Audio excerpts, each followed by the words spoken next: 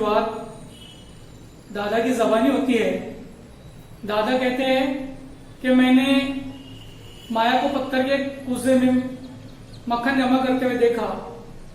माया ने मक्खन की खटास को दूर करने के लिए उसे कुएं के साफ पानी से कई मर्तबा धोया, तो मैंने अंदाजा लगा लिया कि शायद माया का कोई अजीज या रिश्तेदार उससे मिलने के लिए आने वाला है। तभी मुझे याद आया कि 2 दिन के बाद राखी का त्योहार है और माया का भाई अपनी बेवा बहन से राखी बनवाने के लिए आने वाला है। राखी का त्योहार ये हमारे हमवतन भाइयों का एक मुकद्दस त्योहार है। राखी एक कमजोर धागे का नाम नहीं बल्कि मजबूत रिश्तों का एक बंधन है। भाई अपनी बहन से वादा करता है कि जब तक वो जिंदा है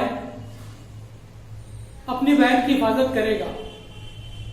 माया एक बेवा औरत है जिसने अपने आप समाज के फरसुदा और रूह फरसा अहकाम यानी रूह को जलाने वाले अहकाम के ताबे कर लिया है। उसने हंसना खिलखिलाना छोड़ दिया है, जेवरात और अच्छे कपड़े पहनने छोड़ दिए है। यहां तक कि अपने अरमानों और जज्बात को कुर्बान कर दिया है।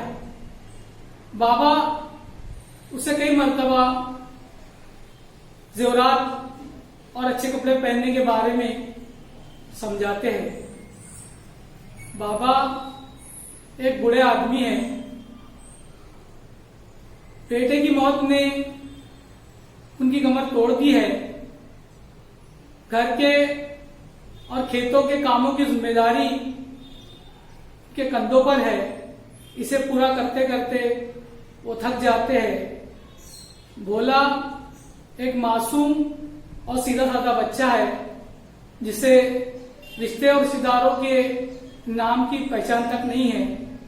हाँ, उसे कहानियां सुनने का बेहद ज़ौक और शौक है।